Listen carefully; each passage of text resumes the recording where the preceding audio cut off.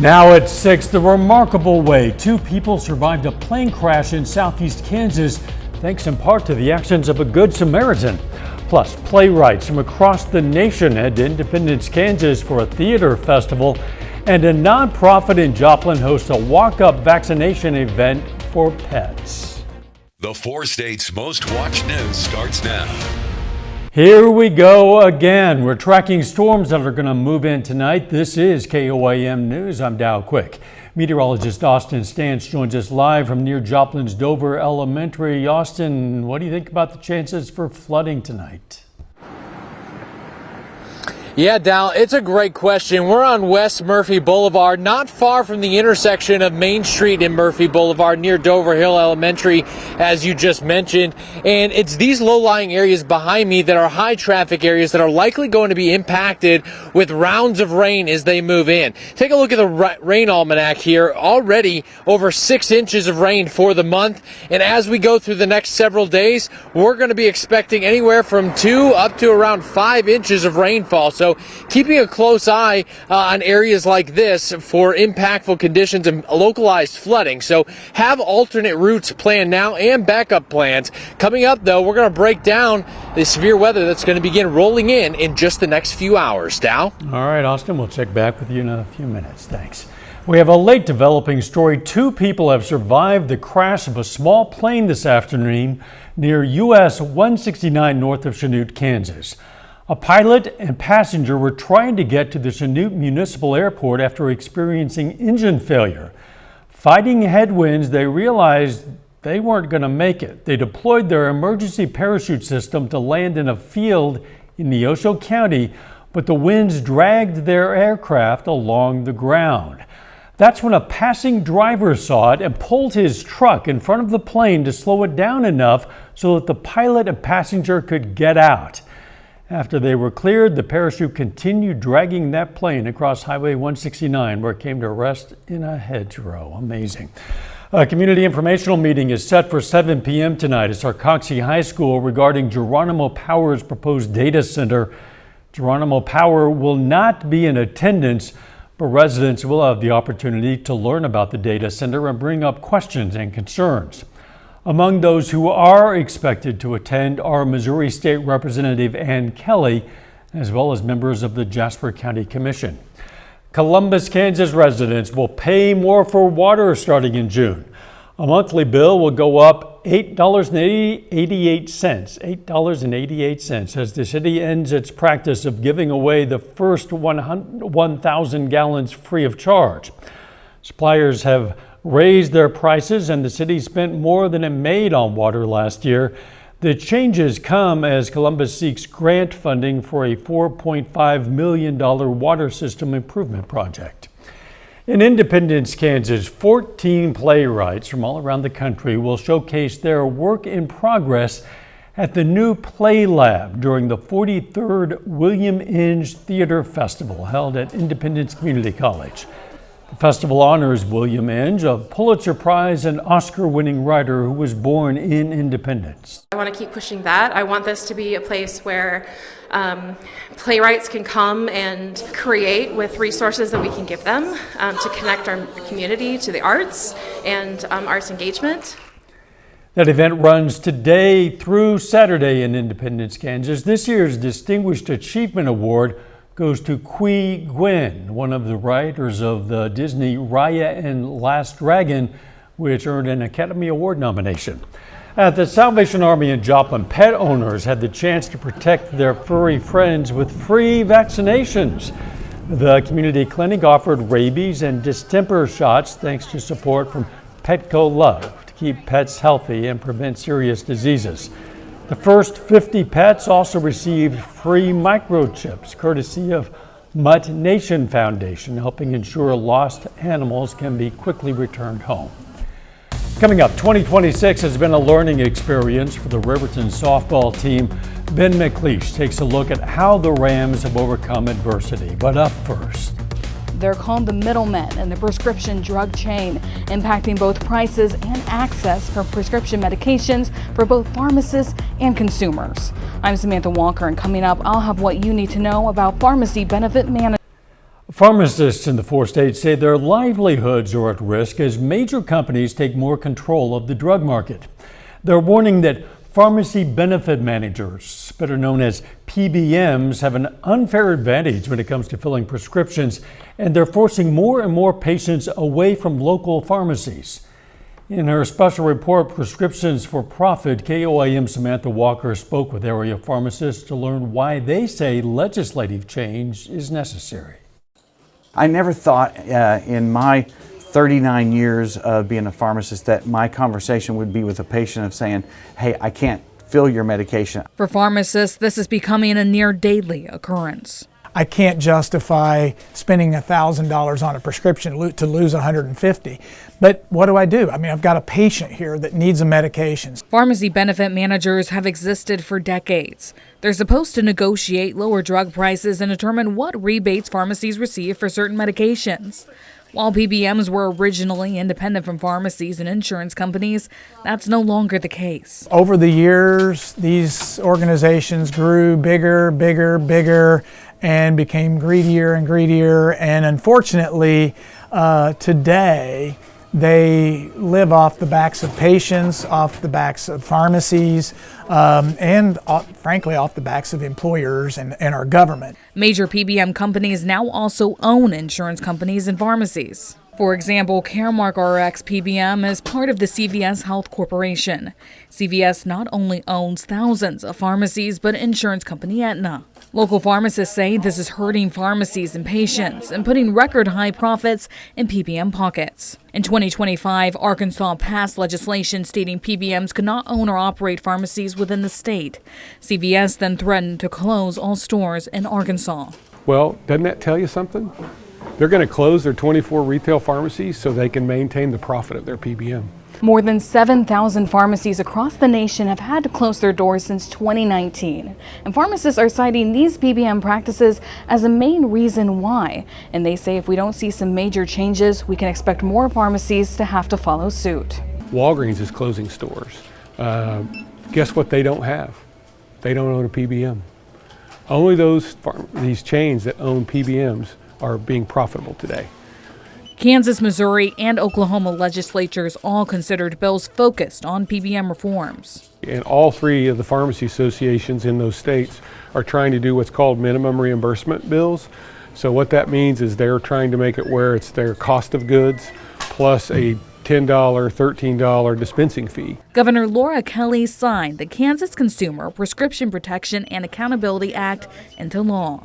It bans spread pricing, where a PBM charges a health plan more than it reimbursed a pharmacy, and also requires all pharmacies to be reimbursed the same. In Missouri, legislation recently advanced that, if passed, would require transparent reporting on prescription drug spending. Because given more transparency, not only to the employers, but also to patients and to people, we can see where the money flows.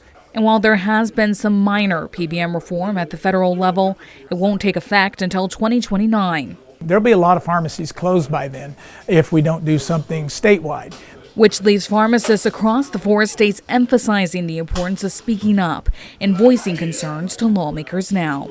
In order for community pharmacies to survive, we need to be here to take care of patients. We need to be able to see these types of legislative activities move forward. Reporting in the 4 states, Samantha Walker, KOAM News.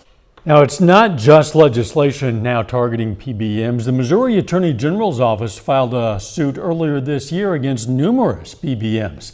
The lawsuit alleges the companies conspired to manipulate Missouri's healthcare market and unlawfully drive up insulin prices.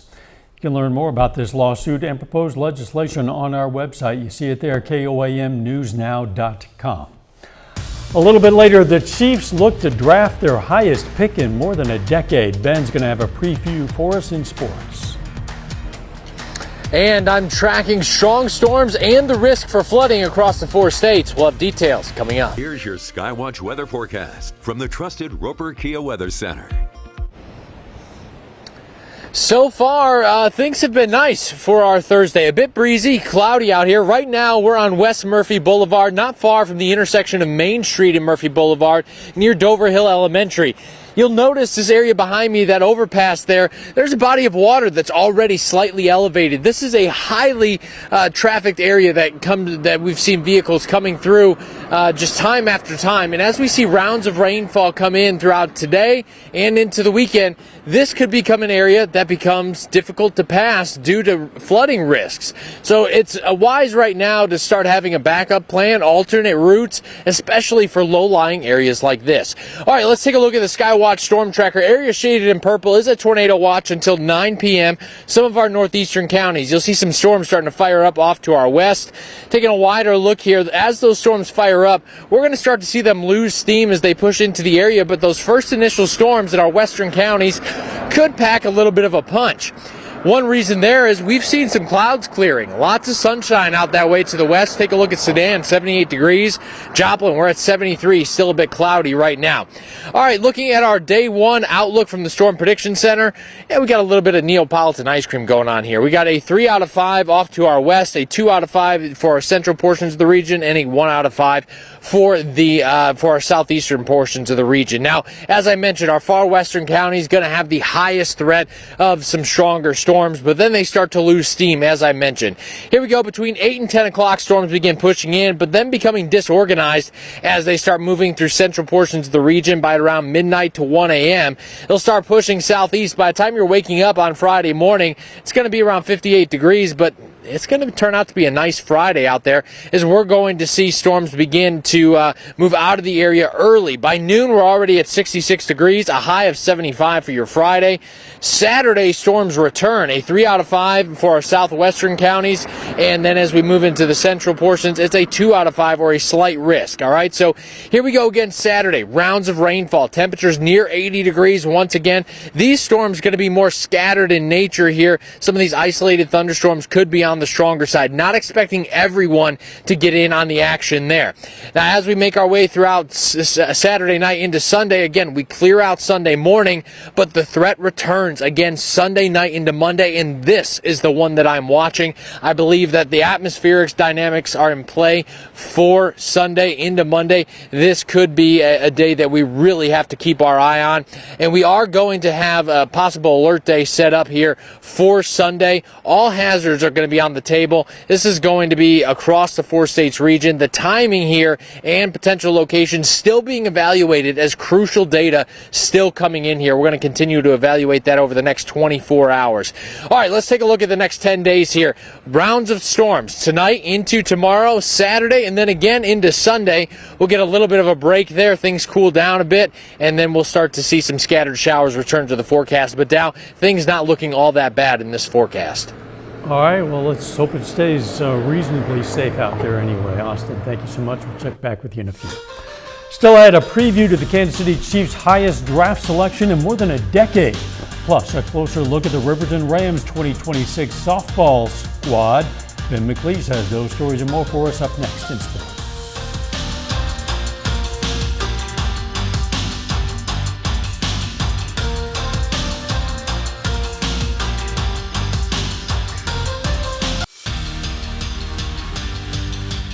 The Riverton Lady Rams softball squad's 2026 season is well underway, and this team has already learned a lot. The Rams have battled adversity this season. Already a youthful roster, they've had to make changes on the fly due to injuries. But head coach Taylor Compton is proud of how her team has responded, and they've lived up to her main goal: get better every day. Well, this season, like our girls, they've been having fun. That's been the main goal of our season, is to have fun, encourage each other, getting better every day, and they've been doing that. We've had to move some people around. We've had a lot of injuries that we've been battling, but our girls overall have been working really hard, doing well, and continuing to get better, and they're wanting to get better, and that's exciting to see. And the most encouraging aspect of this year's team is the level of team bonding and mentoring from the upperclassmen. Multiple seniors like Avery Barnett and Brinley Boys have made it their mission to guide the younger players on this roster and make a lasting impact on the program. We've had so many girls willing to step up and do what's best for the team. As a senior, seeing the underclassmen step up also is really cool, and they're all funny. We joke around and we have a lot of fun during our games. Being able to help mentor these girls has just been an honor. Being able to build on something that I've been working for since we were in T-ball together, me and Avery, just doing something for my school just makes me feel incredibly grateful. Well, Chiefs fans, it's one of the most important days of the NFL calendar. The 2026 NFL Draft begins in less than an hour, and Kansas City owns its highest draft pick in over a decade. The 2025 season was certainly a disappointing one, ending in the team's first playoff absence since 2014. But tonight is the payoff, as Kansas City has the number 9 overall pick, much higher than the team is used to in recent seasons. In fact, they haven't even selected in the top 20 in the Patrick Mahomes era. The Chiefs have many directions they could go with pick 9. Maybe focusing on protecting Mahomes with a big man on the offensive line, or even boosting the aging defense with an edge rusher or cornerback. And later in the night, Kansas City owns the 29th pick, a selection they received from trading All-Pro cornerback Trent McDuffie to the Rams. Last year, the Missouri Southern football announced its women's flag football program debuting in 2027. Today, the Lions announced their new head coach. MSSU hires Sergio Reyes as its inaugural flag football coach for the upcoming 2027 spring season. Reyes comes with over 15 years of coaching and mentoring experience, including his most recent roles as the head flag football coach at Gaithersburg High School in Maryland. The Lions are the first school in the MIAA to launch an NCAA flag football program. A lot of football news, and it's only April, but Dow, you've been a Chiefs fan for a long time. Yes. What do you think they should do tonight? Well, of course, it depends on how the board falls. It depends on who's available when they pick at presumably number 9. But if I had my druthers, I'd rather they get an edge rusher. They need to get some pressure on the quarterback. They had trouble with that last year. If they can't get a good edge rusher, then a wide receiver would be my plan B. All right, we'll see how it pans out. All right, we'll be right back. Here's a look at what's coming up on KOAM News at 9 on Fox 14 tonight. Sarcoxie residents question a proposed data center tonight, and State Representative Ann Kelly responds to community concerns. Plus, students learn about mental health careers at a Webb City Counseling Center, and the Springfield Cardinal Stadium gets a new name honoring the Mother Road. Those stories, a lot more. It's coming up on KOAM News at 9 on Fox 14. Tracking the possibility of some storms tonight, Austin Stance is near Dover Hill in Joplin. What can you tell us, Austin? Yeah, thanks, Dal. So we're on West Murphy Boulevard here near Dover Hill Elementary, and it's the low-lying areas behind me that are likely going to be impacted over the next several days as we see rounds of rainfall coming through, anywhere from 2 up to 5 inches, but also the threat for severe weather that we have to be on the lookout for as well. You'll notice on the 10-day forecast here, we're going to see temperatures staying consistent, but that alert day for Sunday, we're watching both Saturday and Sunday, but as more data comes in, we'll keep you updated on whether or not we issue that alert day. Dow? All right, we'll see you tonight at 9 and 10. Final sports note. Well, if you guys want to tune in to our show after the NFL Draft, Zach Petrick and I will be analyzing the picks the Chiefs have already made, as well as predicting things to come. I can't wait. This is an exciting time for sports fans and NFL fans in particular. One of my favorite times of the year. Mine too. Thanks for joining us. We're going to see you right back here for KOAM News at 10. Let's make it a great evening.